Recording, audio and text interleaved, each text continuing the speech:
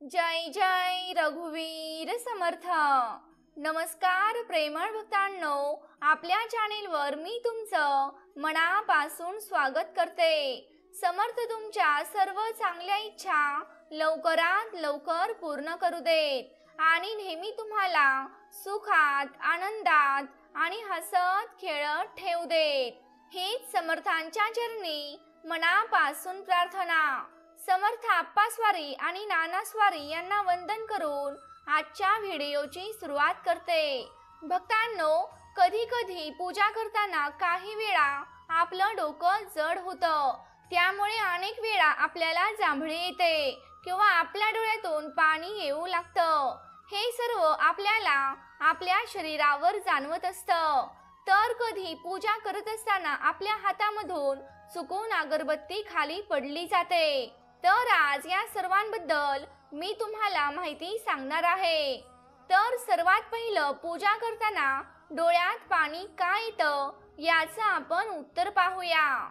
भक्तांनो, जेव्हा आपण पूजा करायला बसतो, देवासमोर असेल किंवा समर्थांसमोर असेल, त्यावेळी ती पूजा आपण पूर्ण मनापासून करत असतो। अगदी अंतरात्म्यापासून आपण समर्थांची भक्ती करत असतो। त्यावेळी काय होतं की हळूहळू आपला जो काही अहंकार आहे, जो काही मीपणा आहे, तो सगळा गळून जातो। समर्थ आणि आपण एकरूप होतो। आपल्याला मनातून ही भावना असते की बस आता समर्थांशिवाय आपलं कोणीच नाही, समर्थच माझे तारणहार आहेत, समर्थांचे चरण। आणि ज्यावेळी आपण असे समर्थांशी एकरूप होतो, त्याच वेळी आपल्या डोळ्यातून हे अश्रू येतात। तर हे अश्रू येणे याचाच अर्थ आपली जी काही पूजा आहे, जी काही भक्ती आहे, ती देवापर्यंत पोहोचलेली आहे, ती समर्थांपर्यंत पोहोचलेली आहे आणि हीच त्याची पोचपावती असते। तर अशा प्रकारे पूजा करताना, नामस्मरण करताना आपल्या डोळ्यात पाणी येणं हे एक शुभ लक्षण मानलं जातं। भक्तांनो, आता आपण पूजा करताना किंवा नामस्मरण करताना जांभळी येणे, झोप येणे, आळस येणे, खोकला येणे या सगळ्या गोष्टी का होतात ते आपण पाहूया। सगळ्यात महत्त्वाची पहिली गोष्ट आपण समजून घ्यायला हवी। आजपर्यंत आपण जे काही वागलो, जे काही बघितलं किंवा आपण जे काही बोलतो, जे काही कर्म करत असतो, आपल्यातील जे काही षडरिपू असतात, काम, क्रोध, लोभ, मोह, माया, मत्सर किंवा आपल्यातील वाईट आठवणी, कडू आठवणी, या सगळ्या गोष्टींच्या परिणामानेच आपल्या मनावर म्हणा किंवा आपल्या आत्म्यावर एका नकारात्मकतेचा काळा थर साचलेला असतो। या नकारात्मकतेची एक लेयर आपल्या मनावर किंवा आपल्या आत्म्यावर साठत जाते। मित्रांनो, उदाहरण घ्यायचं झालं तर एखादी गोष्ट तुम्ही एका जागेवर ठेवली आणि ती खूप दिवस तुम्ही हलवलीच नाही, तर त्या गोष्टीवर हळूहळू धूळ साठत जाते। अगदी तसंच आहे, जेव्हा आपण पूजा करतो, नामस्मरण करतो, भजन किंवा आरती करतो, ईश्वरी देवाची भक्ती करतो, त्यावेळेला काय होत असतं की आपलं मन शुद्ध होत असतं, आपल्यातील आत्मा शुद्ध होत असतो। जी ईश्वरी शक्ती आहे किंवा जी काही समर्थांची शक्ती आहे, ती आपल्यातल्या नकारात्मकतेला बाहेर काढून त्या ठिकाणी दैवी शक्ती जागा घेत असते। आपल्या मनात स्वतःची जागा ती निर्माण करत असते। पण या नकारात्मकतेला जेव्हा बाहेर काढलं जातं, तेव्हा ती नकारात्मक गोष्ट सहसा किंवा सोप्या साध्या पद्धतीने कधीच बाहेर निघत नाही, ती आपल्याला भरपूर विरोध करते। बघा, जर आता एखादी खुर्ची रिकामी असेल तर त्यावर आपल्याला बसणं किती सोपं आहे, आपण लगेच बसू शकतो। पण त्याच खुर्चीवर जर एखादी व्यक्ती बसलेली असेल आणि तिला उठून तुम्हाला त्यावर बसायचं असेल, तर ती व्यक्ती लगेच उठेल का? तर नाही ना, ती तुमच्याशी भांडेल, आरडाओरडा करेल, सगळ्याच प्रकारे ती तुम्हाला विरोध करेल, अशी ती व्यक्ती उठणारच नाही। तर मित्रांनो, हे एक साधं उदाहरण होतं। अशाच प्रकारचं आपलं देखील आहे। जेव्हाही दैवी शक्ती आपल्यात येत असते, जेव्हाही ईश्वरी चैतन्य आपल्यात येत असतं, तेव्हा ते या नकारात्मकतेला बाहेर काढत असतं.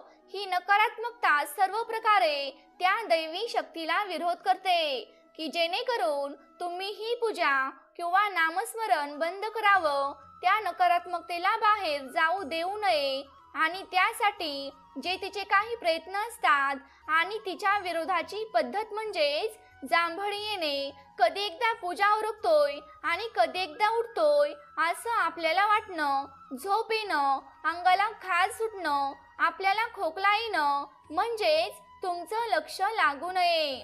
भक्तांनो, याचा अर्थ हा आहे त्या पूजेमध्ये तुमचं मन लागू नये, नामस्मरणामध्ये तुमचं मन लागू नये, तुम्ही एकाग्र होऊ नये. हे सगळे तर त्या नकारात्मकतेचे प्रयत्न असतात की तुम्ही कधीच पूजा करू नये किंवा हे सर्व काही सोडून द्यावं. भक्तांनो, तुमच्यावर शारीरिक लेवलवर किंवा तुमच्या मानसिक लेवलवर खूप विचार येतील. तुमचं मन एकाग्र होणारच नाही. वाईट विचार सुद्धा तुमच्या मनात येतील, मग ते समर्थांविषयी असतील किंवा इतर देवांबद्दल सुद्धा असतील. तर कोणाबद्दल देखील वाईट विचार येऊ शकतात आणि हे सगळं झालं म्हणून लगेचच पूजा करणं आपण सोडून द्यायचं नसतं. आपलं नामस्मरण चालू ठेवायचंच असतं. हळूहळू नामस्मरण वाढवायचं असतं.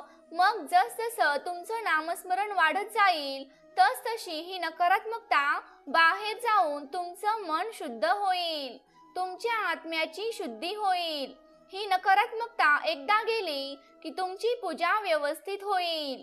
तुमचं पूजेमध्ये मन एकाग्र होऊन तुम्हाला पूजा करताना प्रसन्न वाटेल आणि ती पूजा नक्की समर्थांपर्यंत पोहोचेल. भक्तांनो, उदाहरण घ्यायचं झालं तर एखाद्या चित्रकाराचं घ्या. जेव्हा तो चित्रकला शिकायला जाईल तेव्हा लगेचच तो छान चित्र काढेल का? तर नाही ना. सुरुवातीला खराब होईल, थोडं वाकडं तिकडं येईल, खोडून खोडून पुन्हा काढावं लागेल. पण त्याला जसजसा सराव होत जाईल तसतसं त्याचं चित्र चांगलं येत जाईल. तो हळूहळू खूप सुंदर चित्र काढायला लागेल आणि मग तो एक सुंदर चित्रकार बनेल. भक्तांनो, या बाबतीत आपलं देखील असंच आहे. जेव्हा तुम्ही रोज पूजा कराल, हळूहळू नामस्मरण वाढवाल, तेव्हा तुमच्यामधील नकारात्मकता हळूहळू पूर्णपणे निघून जाईल. त्याची जागा ईश्वरी चैतन्य घेईल आणि तुमची पूजा छान मनापासून होईल आणि नक्कीच ती समर्थापर्यंत पोहोचली जाईल. तर भक्तांनो, झोप येणं, जांभई येणं ही सगळी अशुभ लक्षणे आहेत. पण आपण हार मानायची नाही. आपण रोज नियमित पूजा आणि नामस्मरण करत राहायचं आहे. याचा तुम्हाला फक्त पूजेतच नाही तर आयुष्यात देखील खूप फायदा होणार आहे. आता बघा, सध्याची जी परिस्थिती चालू आहे याच्याने ती नकारात्मकता आपल्यामध्ये येतच असते. आपण घाबरून जातो, आपल्याला संशय येतो की आता आपलं कसं होईल आणि या सगळ्यांमध्ये या गोष्टीची फार मदत होते. त्यामुळे सतत नामस्मरण चालू ठेवायचं असतं. काम करताना म्हणा किंवा आपण जेवण करताना म्हणा किंवा आपण शांत बसलेलो असेल तेव्हा जय जय रघुवीर समर्थ, ओम श्री गुरुदत्तात्रय श्रीपाद श्रीवल्लभाय नमः असं मनापासून नामस्मरण चालू ठेवायचंच असतं. भक्तांनो, जेव्हा आपण पूजा करत असो किंवा नामस्मरण अगदी मनापासून करतो तेव्हा आपल्याला एक प्रकारचं आत्मबळ मिळतं. आपला देवावरचा विश्वास वाढत राहतो. त्याची ईश्वरी ताकद आपल्या पाठीमागे राहते. ती आपलं संरक्षण करते. आपल्या जीवनाकडे बघण्याचा एक सकारात्मक दृष्टिकोन वाढत जातो. म्हणूनच काहीही झालं तरी तुम्ही निराश न होता एका सकारात्मकतेने जगायला शिकता. समर्थांची दैवी शक्ती आपल्याला मार्गदर्शन करत असतेच. आपल्या भक्तांवर समर्थांचे लक्ष असतंच. त्यामुळे अजिबात घाबरायचं नाही. आपण हार मानायची नाही. रोजच्या रोज पूजा नामस्मरण आपण चालूच ठेवायचं आहे. आपल्याला आपल्या समर्थांवर विश्वास ठेवायचा आहे. समर्थ माझ्यासोबत आहेत, समर्थ माझं कधीच वाईट होऊ देणार नाहीत. समर्थ असताना माझं काहीच वाईट होणार नाही आणि समर्थ माझे रक्षण करत आहेत. समर्थ माझ्या पाठीशी खंबीरपणे उभे आहेत. असा विचार करत आपल्याला नामस्मरण करायचं आहे आणि मग बघा तुम्हालाच एक दिवस अनुभव आल्याशिवाय राहणार नाही. भक्तांनो, कधी कधी पूजा करत असताना आपल्या हातामधून चुकून अगरबत्ती खाली पडते. पूजा करताना अगरबत्ती पडली तर ते अशुभ लक्षण मानलं जातं.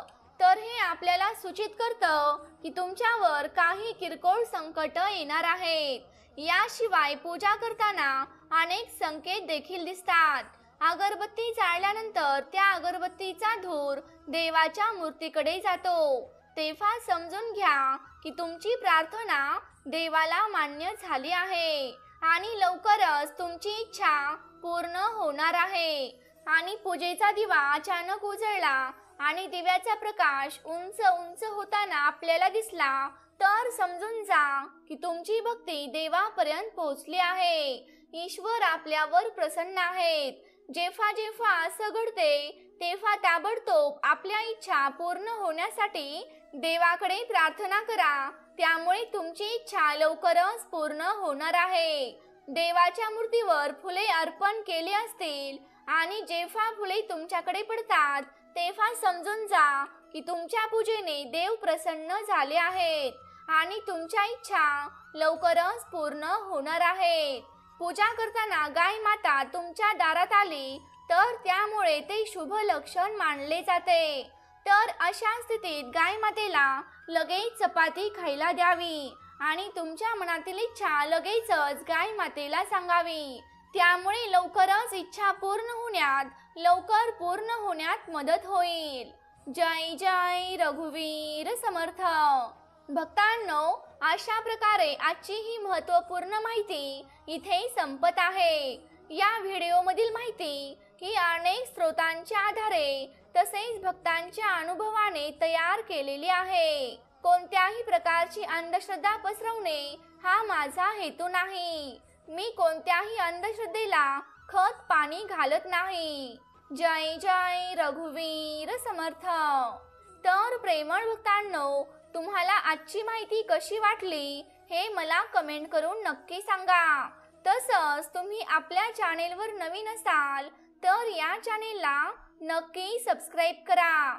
तसंच ते घंटी देखील वाजवायला विसरू नका, जेणेकरून आपल्या नवनवीन व्हिडिओंचं नोटिफिकेशन तुमच्यापर्यंत लवकरात लवकर पोहोचेल. जय जय रघुवीर समर्थ.